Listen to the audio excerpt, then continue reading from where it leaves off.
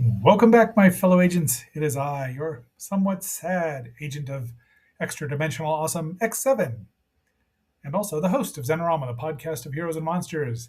Sad because today is the final review of the final four episodes of Sym-Bionic Titan, and we never find out what's going to happen. Spoilers, sweetie. But you know what to do. Before that, please like, share, subscribe, leave me a comment. Let me know what you think about the show. If you wish it, well, how could you not wish it had an ending? Everything deserves a proper ending.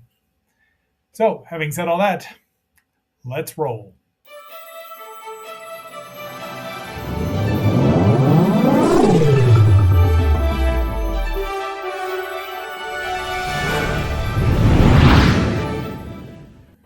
We start out on episode 17, Under the Three Moons, with Alana remembering the harvest moon, the homecoming dance. This is a harvest moon sort of thing. Harvest moons, I suppose.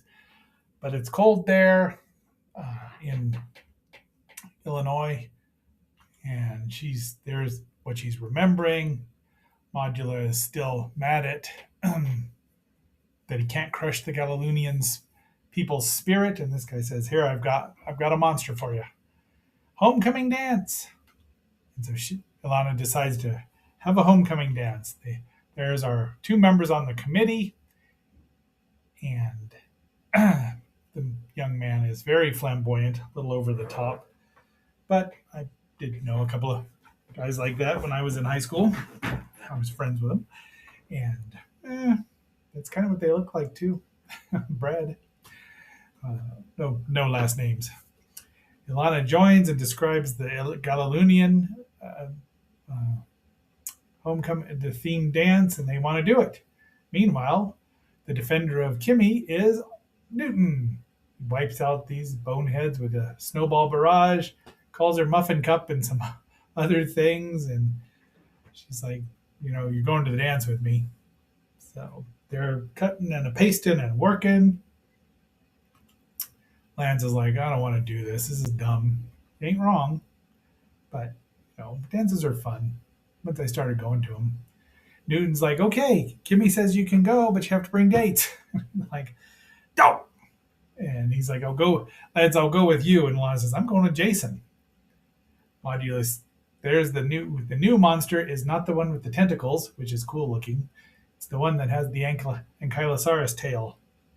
And it's super fast and kills it right away. His little toady, and there you go, Agent Frog.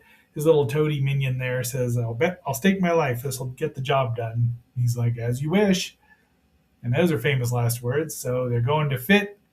Lance is a little annoyed about this guy measuring his inseam, but not the way Joey knows how to measure an inseam. The girls are laughing at him. Purple. I think this is a good color choice. Newton is having a bit of a problem, but since he can alter his body, he does. And Lance sees Kristen is her name as they go by. And then I love the fact that there's a jerk store, a baby store. I don't even know what the bottom one is, but a chess nerd. That just makes me laugh. So Kimmy's also saying, you need to get a dress because I don't want you looking like a dork at my most important night of my life. So Kristen's a martial artist, and Lance immediately watches her for a while and then tells her form is all wrong, which, unless you've got a belt on and they're your sensei or Sifu, you just don't say that. But he did it on purpose, of course. So they decide to have a little bout there. And she's enjoying it, and he's enjoying it. He asks her to go to the dance. She says, thank you, Frez, but it's just not my bag, baby. He's like, mine either. So he ends up going with this young lady who falls off the chair and hurts herself. There's the dress Kimmy picked out. Ilana is not comfortable in a backless dress. Jibber jabber, girl jibber jabber. Newton is fitting, looks good in his tux. Lance is a little disheveled, but bad boy sort of thing. That's Ilana's what she's wearing. Jason shows up. The fly, Kimmy looks wonderful. And they do the picture thing. See, she's hurt herself. Her neck's sprained. And Lance is even looking like he's enjoying it. They do a bunch of poses, including wrestling stuff, I'm guessing. They're all having a good time. And she says, "Thanks for making this night perfect, Newton." Those are famous last words too, aren't they? Because the rift gate opens. And then she's like, "Nope, can't do it. Stop having to go to the bathroom. We all have to go." So he leaves her. She cries. They're left alone too. They don't know what to do. He's got with his free bottles of water. So Newton and Ilana are both distracted, and Lance is like, "Nope." And then this thing just beats the teetotaling snot out of Titan while they're all like, "This looks great." She's crying and unhappy. She's going to be homecoming queen. And fortunately, she doesn't have a gun because her name's not Julie Brown. And she won't do it for Johnny. She might do it for Newton. She might do it to Newton because she's pissed. Uh-oh, windmill. I hope Titan doesn't get cancer from listening to them. And homecoming queen. Her ex-boyfriend's thinking that he's going to get back to her. But now she's angry she's mad at him and mad at Newton and sad at Newton. And this guy is barking. I don't know. She should have just, need him right where, if she could find him. These two decide they like each other and go dance. Finally, because Lance is like, "Nope, I don't care." So that pisses off the other two, and they just pound it to green goo. And then they're like, "Oh, what'll happen?" So, of course, this guy dies. Newton tries the old John Cusack trick, but he doesn't play In Your Eyes. He plays some upbeat song, so he blows it. Kimmy's like, "Nope, we're done." That's where Newton threw the rock through the window. So everyone's sad, but then Lance comes and dances with Ilana, and he's like, "It looks great." And that's it. Family Crisis number 18. I mean, this show is getting so good, and I'm so annoyed that it's ending. It took me a while. I didn't want to finish it because I don't know when I'll watch it again. You know how that goes. Anyway, this Family Crisis. So I'm not exactly sure why this is a family crisis. Although we'll find out. I have another theory. I have a theory. G3 has been wiped out on a space station, and Solomon calls the Titan team, Team Titan. Oh, I can't call it that. To come get him. And they're having Newton's birthday, and he has to make a wish. And they're like, Lance doesn't want to go get him, and they're like, "We have to do the right thing." Off they go. How is this show had four toys they could have of them alone, one of Newton, because who wouldn't want an action figure of Newton? So 5. How did they not promote this? Because I know it wasn't a kid's show, but dang, Jupiter in the red spot, man.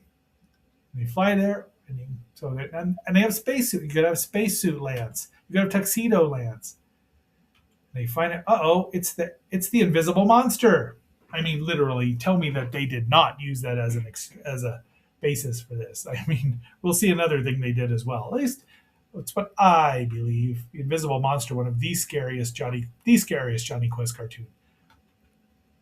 And it absorbs energy, and you can't get it back. You can't recharge anything, and they try to attack it with energy weapons. So dumb.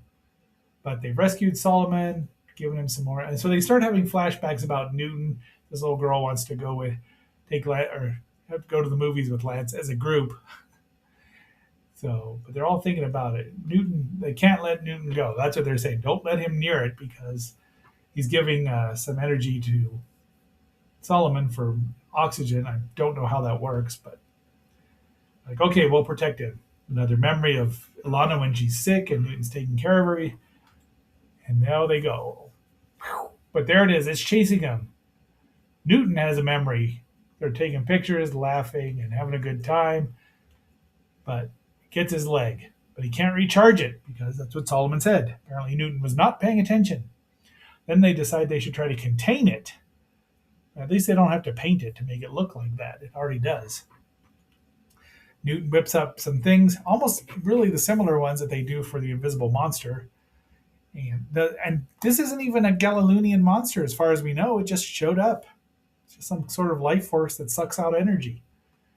So they zap it. He's like, you won't lose me. Well, take care.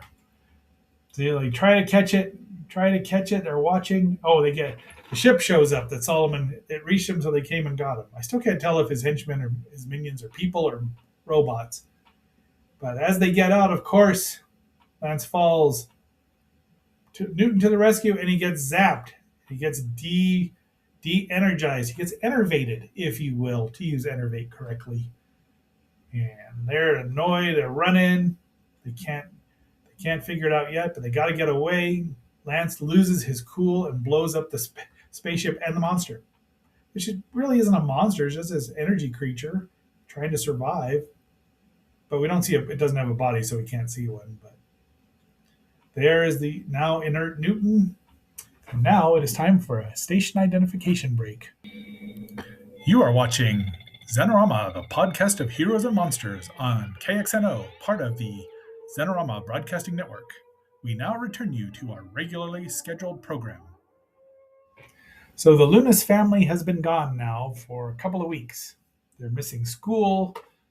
I don't know what's going to happen. Why they haven't sent anyone around for a wellness check. Kimmy's just distraught. They're on this bus, going across the country somewhere. Unfortunately, there's a monster that's got antler antenna horns, which beats up Lance and Luna, or Lance and Alana. They leave because they can't beat it. So they're eating and going, just trying to figure. They're trying to restart Octus. That's the important thing. All these things, eat, yes, note. Eleanor, convenience and money exchange. Where are they getting their money? That's what I want to know. Did Newton just whip him up a batch of emergency cash? Lance gets zapped by himself. Thinks he needs more power, blacks out the town, has to go to another motor inn. Meanwhile, the army is under General Steele, trying to defeat this monster. See, I told you it looks like Antler. Well, it doesn't look like Antler, but it's got the horns. That's what it reminds me of. Rick Jackson, he's on the scene. Suddenly, Homer shows up. Actually, General calls it the Hammer. Stands for, what does it stand for? Homeland Mobile Emergency Robot, HMER. Nicknamed the Hammer, but it sure looks like Homer to me. Don't! And it is the ugliest robot. And I've seen some ugly, effective but ugly robots. So it beats up this monster there. There he is, and he makes all the Hammer Time jokes.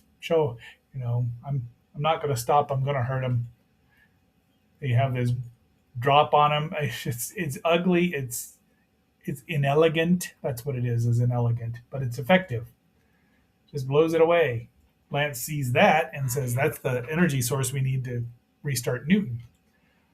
So they go to what is essentially a Kinko's, but it's got a different, oh boy, remember those days. And they find out where General Steele lurks. And of course, they're keeping, G3's keeping tabs on him, and they go in to break in. And meanwhile, we have talking heads and blah, blah, blah. And the general's saying, hammer time, stop, hammer time. I mean, really.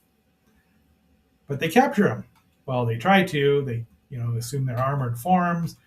But they can't get away because this thing just overpowers them. But fortunately, Red Impulse, G3, tell me those ships don't look, well, they kind of look like Ken's ship from Gatchaman, but they're red, so it makes me think of Red Impulse. The G3 shows up, rescues them, off they go. And they decide, okay, we're going to stay here for a while. But he's like, it isn't over. And so this is essentially a 2-part episode. So a new beginning, the final episode. Your humble agent, it makes him sad. Much like Kimmy is sad. Barb shows up, and I think that's Milton, which would not surprise me if he wasn't named after Milton the monster. But this is where they are. It's a cool-looking ship, and there's the helicarrier, or whatever G3 calls it. He's like, you can stay here, your room. Since they're brother and sister, they're staying in the same room. He said, let's try to reboot Newton here, or Octus. So look at that. It's pretty. And there's the mysterious leader of there. I've come to a conclusion that, remember how I said I thought Newton or Octus was Lance's father? I'm starting to think we're Lance's father's right there because he disappeared and we never found a body. You know what that means in sci-fi? Well, in anything. And then this shows up, and really, they should have played Flight of the Valkyries. Not da da da na, not da da da. Red alert! Red alert! So they've got the robot with them, and now the mysterious leader is going to look in on Octus. Meanwhile, a fight breaks out. Red Impulse launches. Our heroes launch. And he taps. So they try not to kill anybody. I don't think G3 has so much. Meanwhile, mysterious leader is doing something. Opened up Octus, so he knows what Octus is. And the fight is on. The robot lands on the helicarrier, but they just starting to stomp the crap out of it. The paratroopers show up. The robot men, whatever they are. I mean, tell me. Suddenly, the rift gate opens and 3 monsters come through. One lands in Paris, one lands in San Francisco, and one lands in Sherman. So we've got 3 of them. So guess what happens? A truce breaks out. This guy was proposing, and she's like, no. So she's going to say yes, but Jesus, that would scare anybody. Atomic breath. So they're all talking. We got to save the world before you keep fighting us. It's not over. Meanwhile, Newton is getting his memories back and booting up. Unfortunately, G3 and Homer, the robot, Homer Time is not able to take down the monster. And then it launches all sorts of things and it just blows the crap out of the San Francisco. They can't be happy about that. These 2 aren't powerful enough. Then he shows up. I mean, looking like he's descending from heaven. Titan forms and Brick Jackson's ecstatic. And they stabs him. I mean, he takes care of this monster in short order. Everyone cheers. Great shot. Look at that. Meanwhile, he slices the one at Paris apart, and even Solomon's surprised. Finally, he goes and the general's just yelling at him. Slices him in half. Covers the general in goo. And everyone's back, and they're so glad. And the general's like, meh, because it's Mutrati armor, so I don't know. And they fly into look at that shot. Newton sends Kimmy a text, and she's happy. They're going to come home, except that was April 9th, 2011, when that was aired. And that's the last shot we see of him going home, going back to Sherman. Come on. They put this out on Blu-ray and 1 million people bought it, even at $30, because your humble agent would. Even if 10 million bought it, they'd make so much money, enough to fund a freaking another 10 or 15, 20 episodes would be nice. We just need to have that done. Let's just make it so.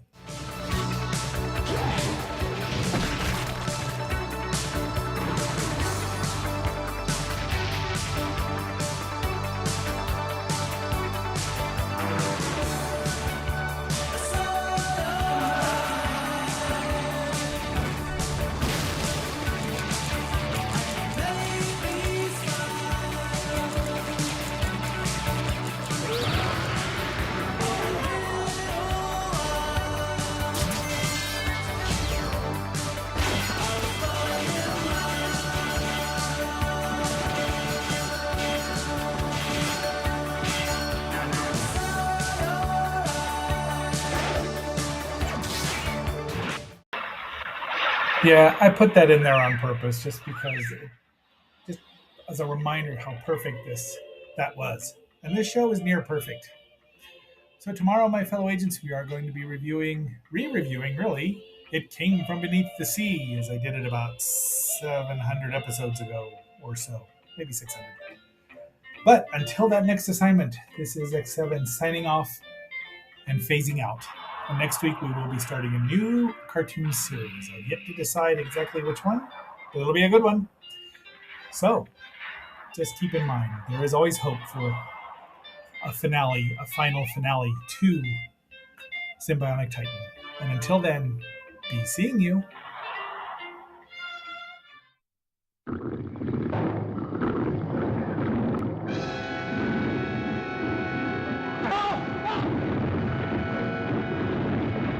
tidal wave of terror engulfs the screen as a raging monster from the dawn of creation attacks the world of man.